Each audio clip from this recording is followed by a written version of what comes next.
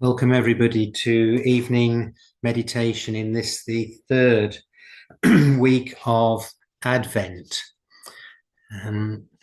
Was going to look at another two of the passions tonight, anger and gluttony. But the more I looked and the more I listened and the more I read, I realized that was far too ambitious. So just going to look at anger this evening and a mixture of looking at the writings of Rowan Williams, but also drawing on the current Reith lectures by a forensic psychiatrist, Dr. Gwen Adshead.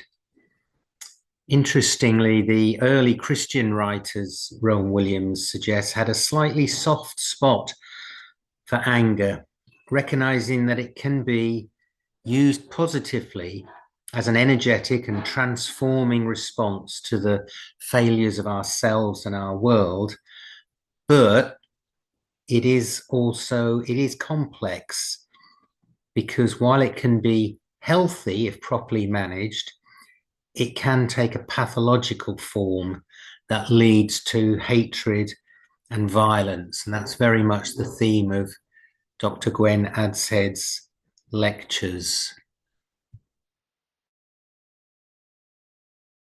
So we'll begin by bringing ourselves to a place of calm and rest by going through whatever our own ritual is, adjusting where we're sitting or lying, feeling our points of contact, finding a comfortable place for the hands and the arms if they're resting,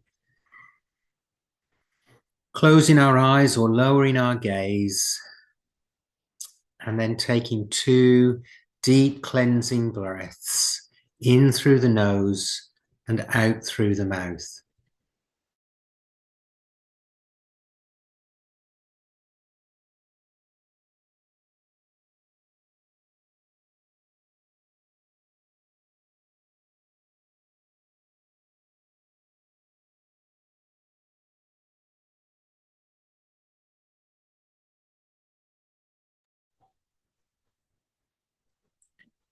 And we use that breath not only to slow ourselves down by the conscious deepening of the breath, breathing in longer, perhaps more deeply than we do normally, but we can use it to focus our attention. As you breathe in, saying to yourself, this is an in-breath, and this is an out-breath.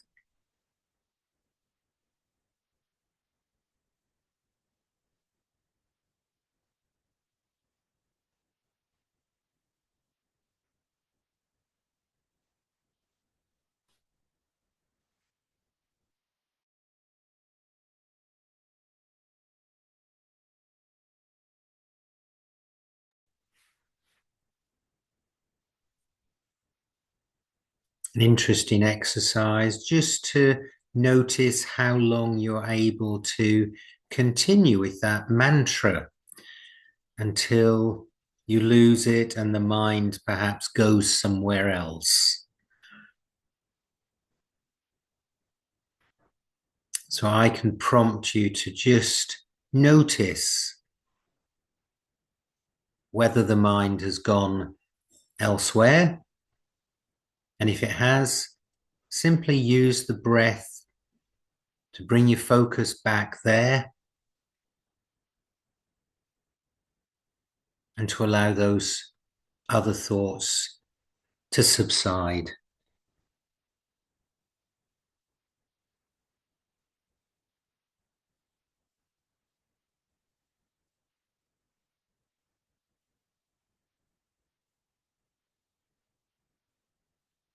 So we're using the breath for the physical.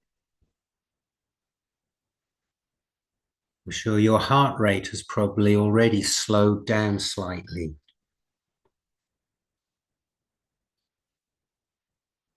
We use it for the mental or emotional. allowing the mind to slow down. But we can also use it for the spiritual. Imagine that we're breathing in God's spirit. Ruach, meaning both breath and spirit.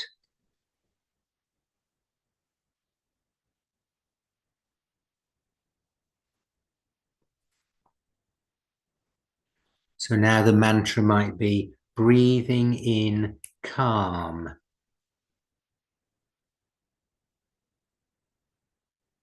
And breathing out anxiety.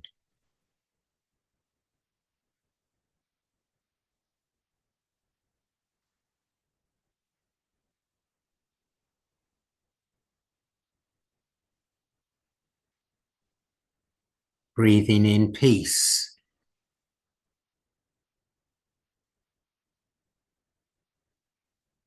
Breathing out any anger.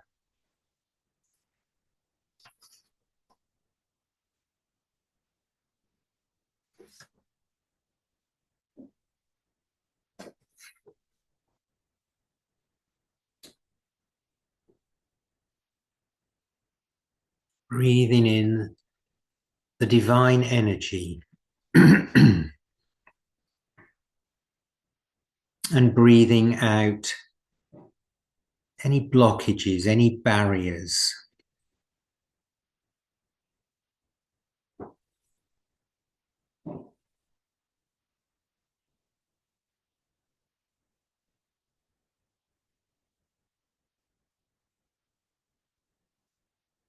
As you continue to breathe, continuing with some thoughts, first from Dr. Adshead, from her Reith lectures. She particularly guards against and says we need to recognize in ourselves the kind of anger that can lead in the ultimate to wishing to hurt others. Because if we recognize this in ourselves, we're better able to protect ourselves. And she cautions against the fact that social minds and movements around us, social media, appears to be drifting into a wilderness, as she puts it. Putting it another way, if we are able to recognize such emotions within ourselves, name them from what they are, we may be better able to consider them compassionately and carefully. And to see them, I think this is a really good sentence, as events in the mind and not identities to inhabit. See them as events in the mind, not identities to inhabit.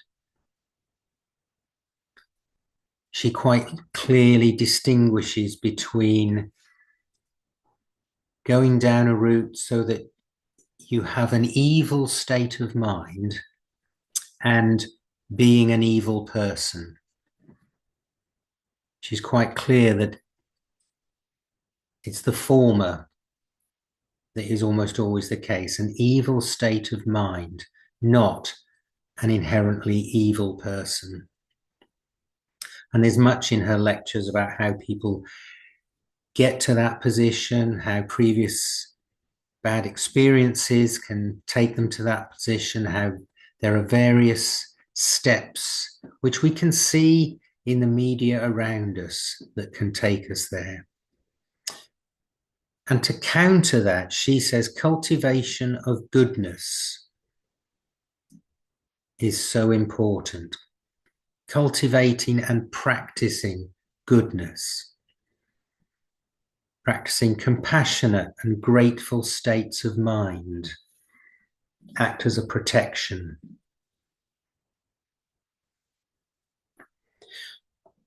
Meanwhile, Rowan Williams suggests that we need to be careful not to give anger too much benefit of the doubt and to ask, whom does my anger serve? Are these feelings of indignation and protest, which might seem quite righteous, are they about making you feel better? or are they about the energy to change things? Anger that primarily serves me, the conviction of my rightness, the release of my emotions, is risky because it may make me less able to see what needs to change, both inside and out. And Rowan Williams counterpoints one of the Beatitudes from Jesus. Blessed are the meek or humble. Jesus says, come unto me, all you that are weary and are carrying heavy burdens, for I am gentle and humble of heart. This meekness is not weakness. It's a willingness to be open to neighbor, to share the vulnerability of the neighbor.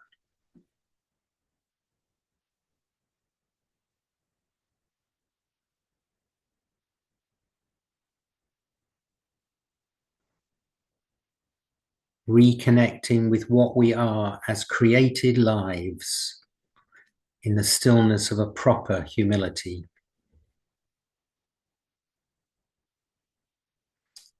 Just pause for a moment to allow some of those words and thoughts to settle,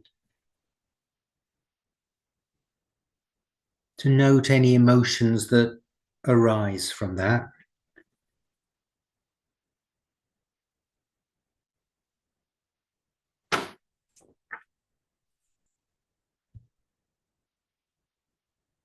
Perhaps discerning what your heart might be speaking.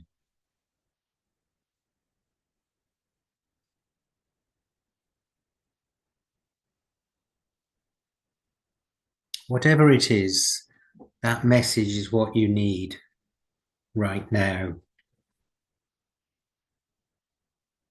Listen and note.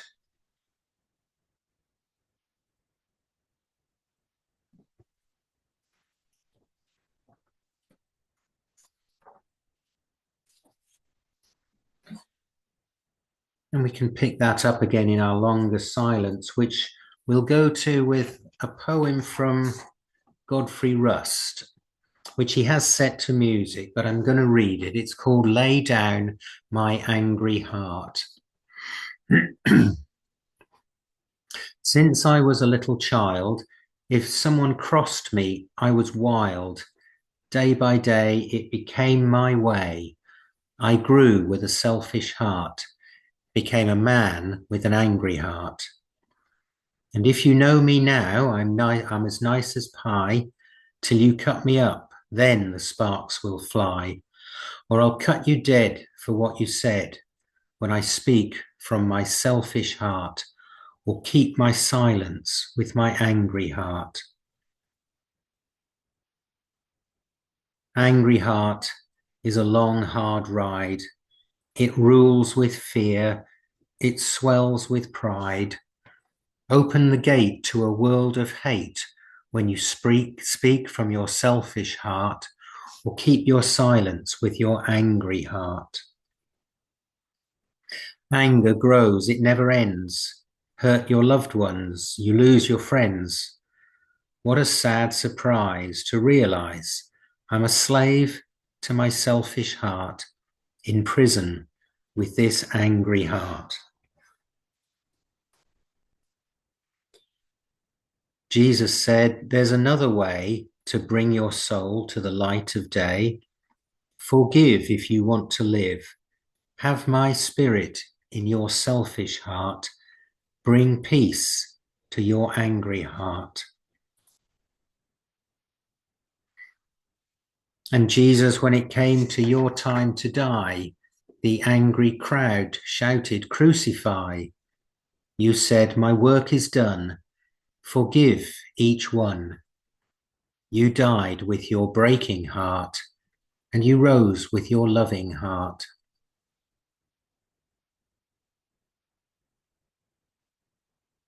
Lay down my angry heart. It fires me up, tears me apart. Got no place for saving grace. Rise up, my forgiving heart. Rise up, my forgiving heart.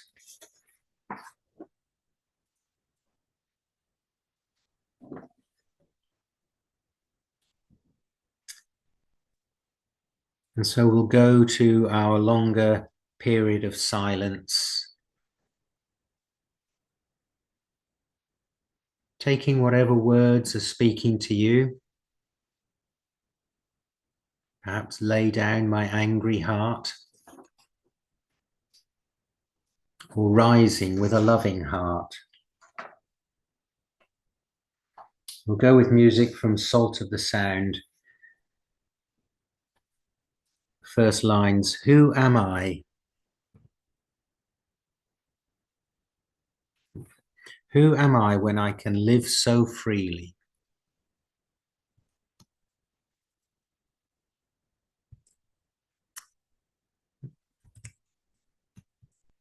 Who am I if I'm not willing to change the world?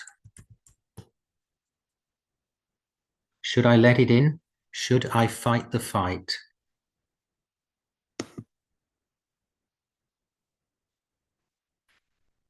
Should I look to him for guidance?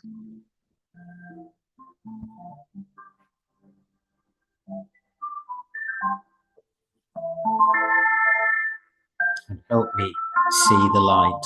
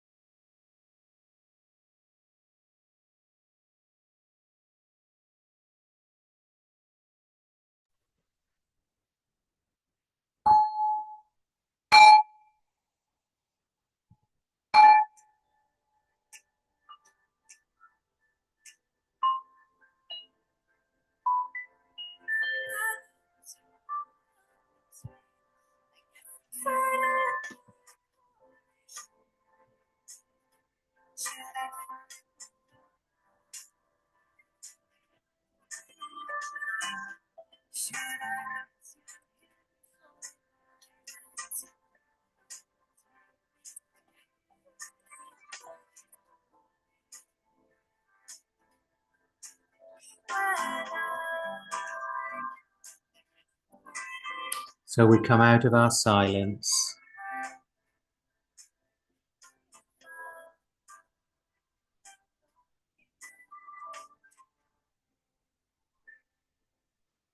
seeing the light. Help me see the light.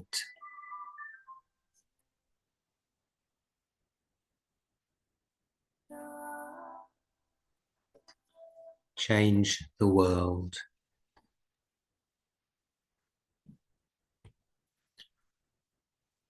So returning ourselves to our surroundings, maybe gently stretching, gently opening our eyes. Some closing words. In light out of darkness, in grace out of anger, in hope out of grieving, in love out of hating, in life out of dying, thy kingdom come. Amen. Yeah.